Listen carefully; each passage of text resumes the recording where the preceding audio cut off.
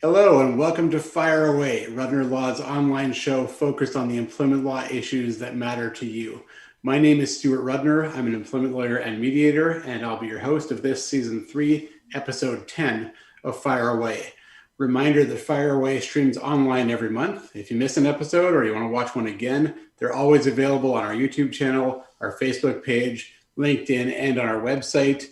If you are watching live today, we'd love to answer any questions you might have, so feel free to ask by either posting a comment on Facebook or on YouTube, or you can always tweet them to @RudnerLaw. Today, I am very excited to be joined by Lisa Taylor. Lisa is the president of the Challenge Factory. She's a speaker, a researcher, and a consultant on today's changing world of work. She's also an author, having written The Talent Revolution, Longevity and the Future of Work, and also a series of playbooks for small businesses and not-for-profits and charities called Retain and Gain. And most recently, just in time for Remembrance Day, she published the Canadian Guide to Hiring Veterans. So Lisa, thank you so much for joining us on Fire Away. It's my pleasure to be here. Thank you for having me. I think it's going to be a great discussion. Lisa and I have known each other for years, and I remember the first time we met because we had some great discussions about some of the issues that we're going to talk about today, which just goes to show that the issues don't change all that much over the years. One other thing that I was reminded of is that November is Career Month in Canada. So we're going to be looking at a number of issues relating mostly to older workers and veterans in the workplace and how they can be approached both from a career development perspective, but also an employment law perspective. So let's get started. And I'm going to flash back a little bit to some of the discussions we probably had back when we first met. I had to go and look online to see that it's actually been 14 years since mandatory retirement was abolished in Ontario. And that has created some interesting challenges and also some interesting opportunities in the workplace, but also some very unanticipated consequences. And I'll run through a couple really briefly, and then I'll stop talking and let you contribute to the discussion. But one of the things that I've seen is that we used to assume that when somebody was sort of nearing or at retirement age, the assumption was if they were let go, their severance package would be minimal because everyone expected them to retire anyways. Now there's no more mandatory retirement. Our courts have made it very clear we cannot assume someone is going to retire. People are working later in life either because they want to or because they have to. So we're seeing people in their 70s and at least one case that I know of in their 80s that are suing for wrongful dismissal and getting substantial severance packages as a result. And this has led to what I always think of as a game of chicken, where you have an older worker who realizes that if they retire, they don't get anything as far as severance goes. So they hang around waiting for the package. And on the other hand, you've got your employer who doesn't want to pay out a package. So they're waiting around, waiting for the employee to retire. And it becomes this very unhealthy relationship where they're both playing chicken, waiting for the other one to act. The other unanticipated consequence, actually two others. One is that when you have an older worker who may not be performing the way they used to, what used to happen in the old days is the employer would allow it to just go on because they knew it was a finite period of time. They knew this employee would only be around for so long, so they would tolerate perhaps a lesser level of performance, allow the person to retire with dignity, and that be that. Now they're faced with this prospect that they have no idea how much longer the individual is going to be around. Then they start to think about performance management and other things which make the situation even less healthy and can often lead to claims of discrimination or harassment. And the last thing I'm seeing is people are scared to hire older workers. People who are, I'll say 55 plus, certainly 60 plus, because again, they don't know how long this person will be around and they don't want to be stuck with them, beyond traditional retirement age. So those are some of the issues I see, and we of course guide our clients through them from the employment law perspective, but I want to get some of your insights. So I'll start with one of the scenarios I talked about. An employer has an older worker whose performance may be deteriorating, may not be performing as they used to. So what do you recommend that they do to address that situation? It's a great question. And you've just described the situation with lots that we can get into and unpack. And so one of the first questions that I have from a career development perspective is, when was the last time that employee had been given any kind of training, professional development, a meaningful career conversation that was future focused?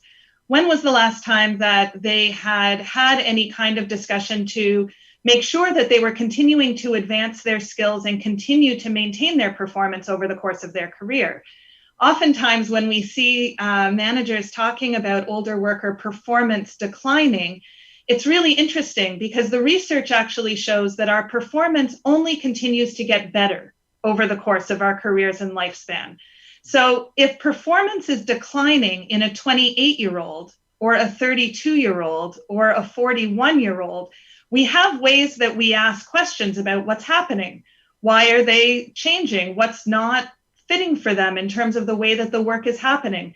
Somehow we hit a magical age, and in Canada, it's very early, around 49, when all of a sudden future-focused conversations around additional training and skill development, where are you going next, what's happening in your career, what aspirations do you have, we stop having those conversations. And in large part, that's because of exactly what you just mentioned. We assume that there's only a little bit of time until people are going to move on anyways. And so we shouldn't really waste our energy and effort in having those conversations.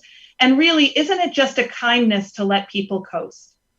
But performance is a funny thing. And if you haven't engaged with a conversation in, sometimes a decade, it's no doubt that you're checked out in your job. And so this is a two-way street. This isn't just an employee performance issue.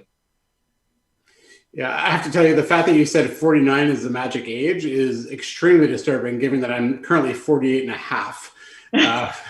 And I'm the boss, so I guess I'm going to have this conversation with myself at some point as to why my performance is deteriorating. But kidding aside, you make a great point, because I hear the stories of how people who, they've been in a company for 20, 30 years, never talked to somebody in HR. All of a sudden now the HR person is starting to come around and ask questions or fish around for their retirement plans. And that's just never going to get a good reaction at that point.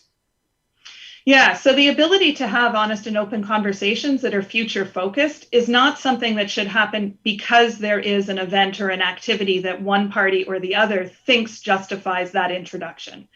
Career development is lifelong. So the field of career development and how we think about ourselves and engage in the market, the way that we look at what's going on and where we want to fit actually starts at age 5 when we enter the school system. And we start to make decisions about where our skills fit with what's going on in our classrooms and our communities. That conversation needs to start right early on and continue throughout our entire lifespan. So if as a manager or as an HR department, you've never had a career conversation with your staff, and all of a sudden you find that you have an employee who is 68 or 69, and you're really wondering, and now you want to know, well, how can I ask that conversation? It's very hard to initiate that kind of trust-based discussion. It's going to feel like there's a major event, and that's because it's been structured that you think there should be a major event. So training managers and having a lifelong career development perspective with your workforce, training managers to be able to have those conversations so they don't shy away from them. They're not worried about asking questions about what people think for their own futures is a critical skill that helps make this easier for everyone. Yeah, I think that's really, really great advice. And we see, of course, typically what happens when people don't do that and when when things go sideways. But the other, it's ironic because I see two extremes of the same issue, which is people are either terrified of asking any questions for fear of a human rights claim for age discrimination, or they ask all the wrong things. So I've seen situations where either the owner of the company or HR or the manager says, "So when do you plan to retire?" And when the person says, "Oh, I'll probably work another couple of years," then they put it in writing and ask the person to sign saying, "You confirm that you will retire on December 31st, 2022. And then, of course, I get the question, midway through 2022 of, he doesn't seem like he wants to retire anymore. Can we hold him to that? So how do you have that conversation of how do you try to find out what someone's future plans are and, as far as retirement or other plans go when they're getting towards that age? So I want to start by addressing the end of your sentence, the towards that age. So just a little bit of reality check. The retirement age was set at 65 in the 1930s. The year that it was set at 65, life expectancy was 62. We now have an 83-year life expectancy and a workplace mindset that is stuck in the 1930s. So we don't expect that we're only going to live to 62 anymore, but we certainly expect that the people around us are only going to work to 65. And that's simply not true. We've got decades of productivity that still happens. You mentioned in the intro that there's people working into their 70s and 80s, and that's not a remarkable thing. That's the fact of what happens when you gain additional decades of longevity. What we need to recognize, though, is that people need somewhere to go. So just because we've added decades of productivity and we're working longer doesn't mean that someone who had a 20 or 30-year career in a particular job or sector wants to now do that for 50 years. That sounds terrible. Nobody ever responds positively when I mention that. Everyone has this big sigh. But people that are really ready to move on and do something else want to do something else. And so the healthy conversation is not so much how long are you planning on hanging around here, but it's real significant interest in that employee and in the trajectory of their career in a way that honors the life stage that they're moving through. They're completing their mid-career and they're moving into their legacy career. And that has a whole bunch of different needs. They may need work structured differently. They may be interested in different things. The period of time between 55, when people tend to, in certain sectors, start to move into retirement, and 75, when we actually start to see true decline and starting to have different issues starting to impact us, is actually the longest segments of our career. And it's long enough for people to learn new skills and make changes. So managers would be in better shape to focus on that kind of positive, forward-looking conversation, whether they move somewhere different inside of your organization or outside. If people don't see a place for them to go, they're not going to go anywhere. And so we need to catch up to our own longevity and have a career perspective that actually allows us to be productive and meaningful and recognized through our entire 2020 working life, not the 1930s working life. So that was when we first met. That was the part of the discussion that really stuck with me. And I still tell people about the discussion we had. And how if you've got an older worker, the question isn't, are you going to keep doing the same thing for the next 15, 20 years, or are you going to retire? It's, is there another aspect or another role that you can play? And I remember you mentioned mentoring as one option, but I'm sure there's obviously many. But it's actually a fascinating point because I don't know many people in HR or otherwise who have this conversation and who have any conversation other than, maybe there'll be another potential promotion, but it's just sort of the same role moving up one level. There's never a discussion about a lateral change or just a change of the type of role to take on more of a mentoring role. It's just, are you going to keep doing this or are you going to leave? So if you have that discussion, which I think is a great concept and more organizations should be doing it, and you develop a plan, here's the question that I often end up getting is we have some notional plan. It's usually very vague. But how do you recommend making sure that the employee is still on the same page at the time and maybe 5 years down the road? You said 5 years from now you're going to do this. But what if they change their perspective over that time?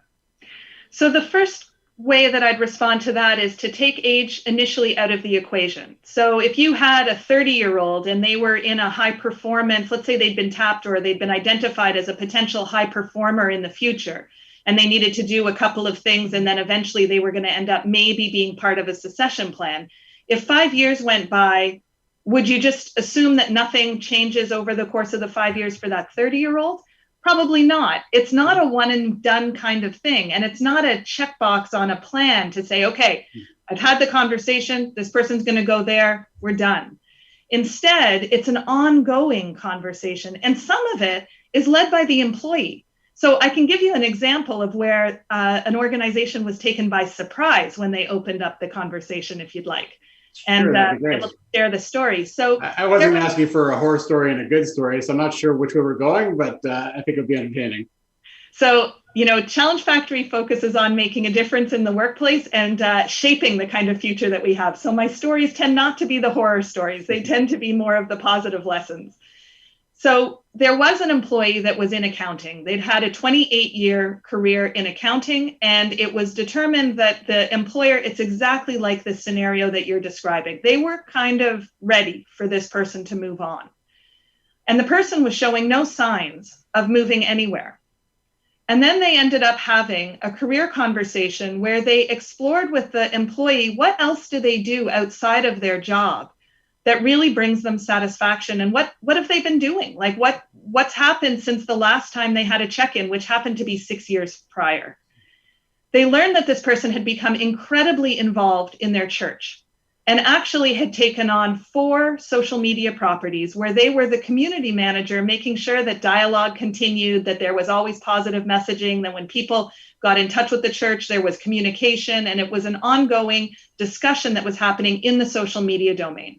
They did this as a volunteer, and they loved it. They had loved learning the skills, they loved the engagement, and it was the most enjoyable part of their week, because they also were a little tired of being in the same job after 28 years of doing the same work. That company had 6 social media community manager positions posted on their webpage, 6. And so what they were able to do is to recognize that that person actually is a phenomenal fit. They know the brand, they know the voice, they know everything there is to know about that company. They're a phenomenal fit to be one of those community manager, social media community managers. They moved into a part-time role as a social media community manager, left the accounting department, and there wasn't any discussion of severance, retirement, hard feelings, it was in everyone's interest, and everyone ended up succeeding. They moved into their legacy career in a very different capacity that the company never imagined they actually had the skills, the technology talent, or the interest in. Yeah, well, as you said, that's definitely a positive story, and it's a great result, which unfortunately, from my perspective, I almost never see that type of situation play out. But it just gets to your point earlier about communication. What I have seen sort of along those lines, not very often, but I have seen a similar situation where there was a discussion like that. I have no idea how it happened. It was probably more accidental than planned. But it became clear that they had a worker who was, I think, around 60 at the time, and was not particularly happy in his role anymore. And it became clear there was another role he would love. The problem was, if he was sort of at, level 13 in terms of the organization, he would be going back down to level 7 with the commensurate pay decrease. And he said he'd love to do it, but he can't, he has a style of living he's accustomed to, so he can't afford that pay cut. So have you seen situations like that, and how have you seen that resolved? I have. And in fact, the research shows that when we ask older workers what they're interested in their careers, they actually are interested in less responsibility, fewer meetings, and managing fewer people. So that implies the way that our organizations are structured and the hierarchy within our organizations, that it may in fact involve moving down the pay scale or moving down the organization. And this is where law and reality haven't necessarily caught up to longevity, to where we actually are. There's many examples of that.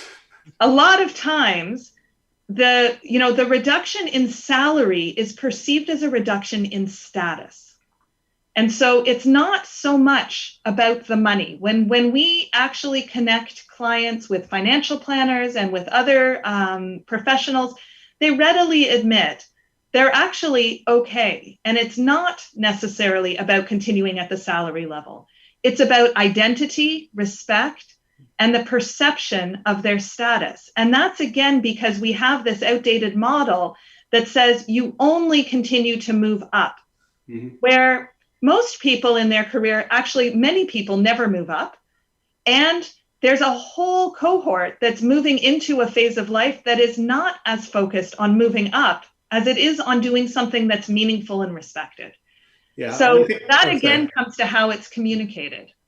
Yeah, and I think, you took the words out of my mouth, actually, because you're right. Sometimes it is about the money, but usually it's not, especially if they've had a long career, they've moved up to along the highest levels. But you're right. It's a perception and a reputation thing. And if they feel that everyone's going to look at them and say, oh, well, he was clearly bumped down because it was probably either that or being let go, it's going to be a very real perception issue. And the problem, of course, is our whole workplace is designed contrary to what you've just said. Because the whole notion is you're constantly moving up, up, up, and up, and then you retire and you're done. But you're right. It's all about communication. Now, and culture. I mean, that lays a cultural foundation as well that says, you know, what are the norms around here? The more we normalize the fact that we have working lives that extend beyond our early 60s, the more we'll start to see these kinds of flexible career paths and patterns. And it comes back to what I was saying earlier about career development being lifelong. There's appropriate career development to do at every age and stage, including how people make transitions either internally or externally in their 50s, 60s, 70s, and beyond. Yeah, I mean, I've seen similar situations where, again, it was an older worker, and older could be sort of 50, 55, 60, 65, or into the 70s, as you said. It's interesting, though. I've seen more external transitions than internal. So I've seen many situations where the discussion has been, look, you know, either we don't have a role for you here anymore, or you don't seem to be happy in your role here anymore, but you've got a great relationship with this client or this customer or this supplier. We can probably get you a role there. And I've seen that happen many times, and that's actually worked out quite well.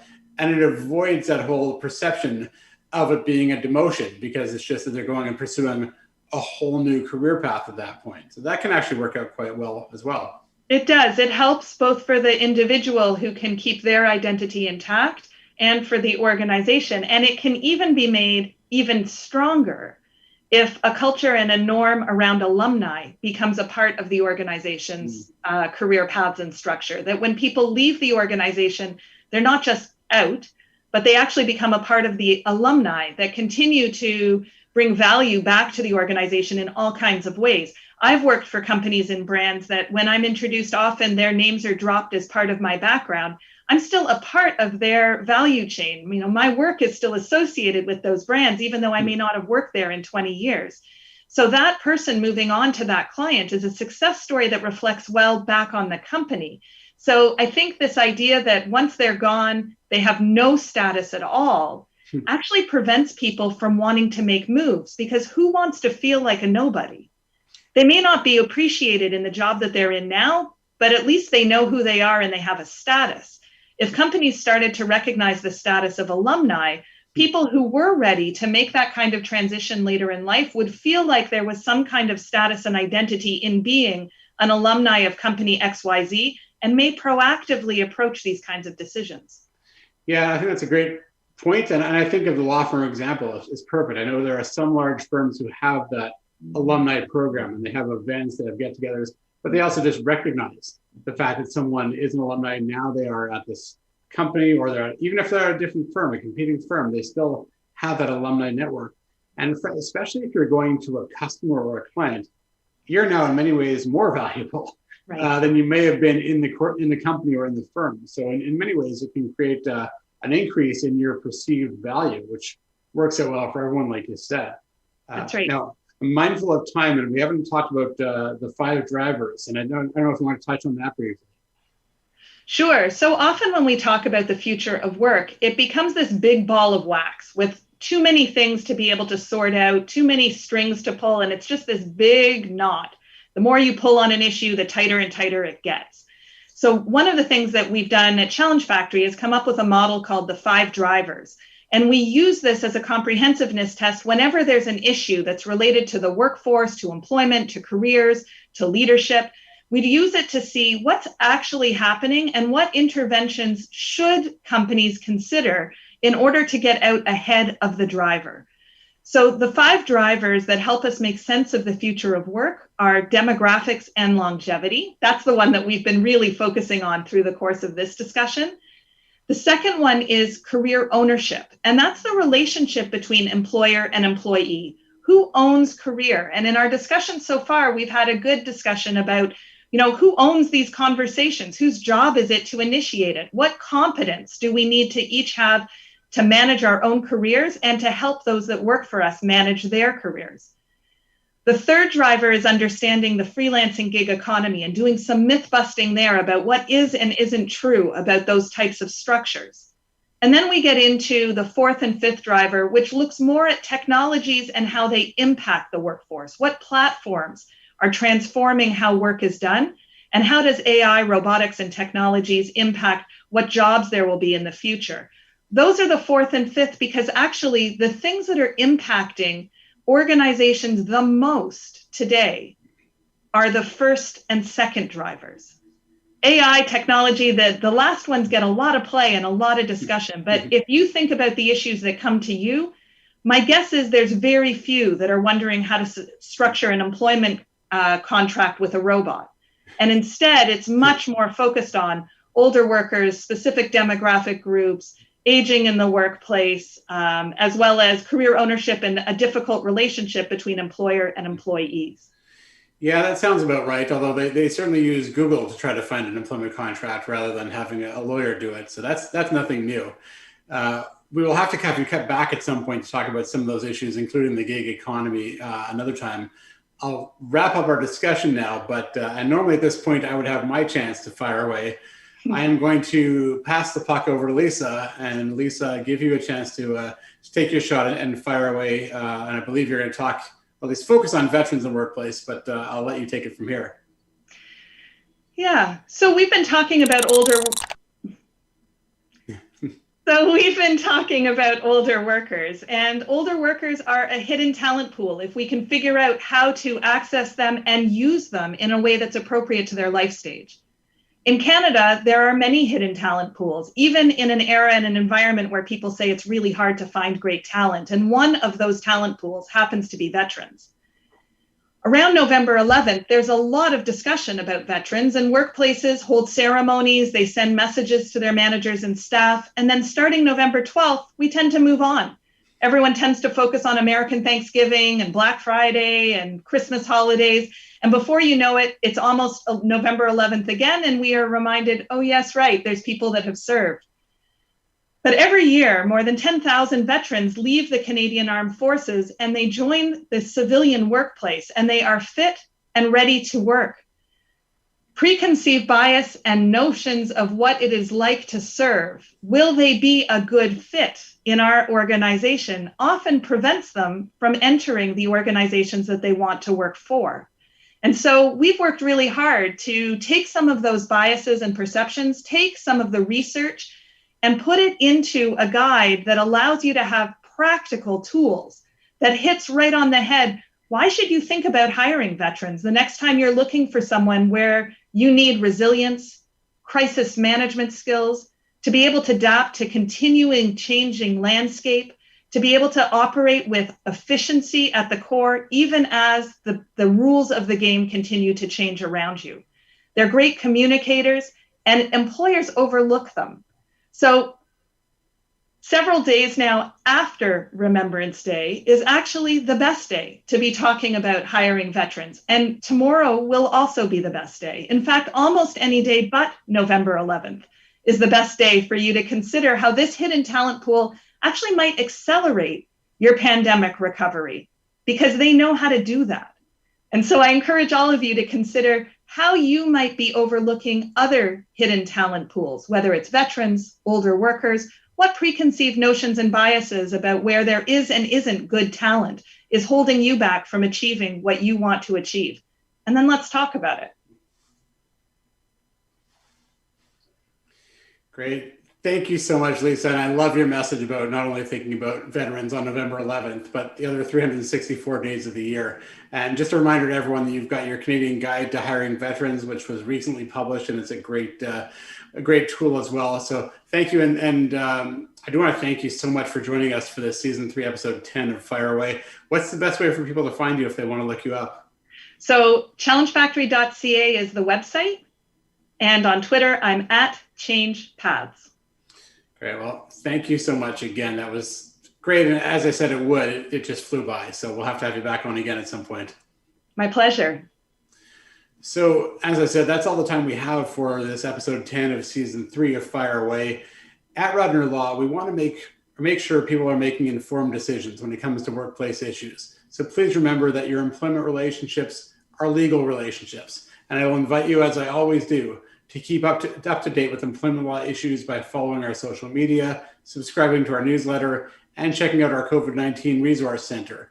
But as I always say, none of that replaces legal advice. If you think you might need an employment lawyer, you probably do, so feel free to reach out to us. Our next episode will air on Tuesday, December 15th. I'm going to be joined by Michael Bach, who is the author of Birds of All Feathers, Doing Diversity and Inclusivity. Sorry, I've got something in front of my screen there. Doing Diversity and Inclusion Right, which should be a fantastic discussion. Michael is extremely well known and respected in the area of inclusivity and diversity. I think he'll have some great comments for us. So that's on Tuesday, December 15th. Past episodes can be found on YouTube, on our website, and archived on Facebook and LinkedIn. If you like our page or subscribe to our channels, you'll get notifications when the episodes are live. And as always, I want to thank Rob, Rebecca, Mark, and everyone for helping put on the show and making it go so smoothly. And last but not least, Lisa Taylor, thank you again for joining me. And to everyone else, it's November 17th. We are still not out of this pandemic. So I'll encourage everyone to stay informed, but also to stay safe.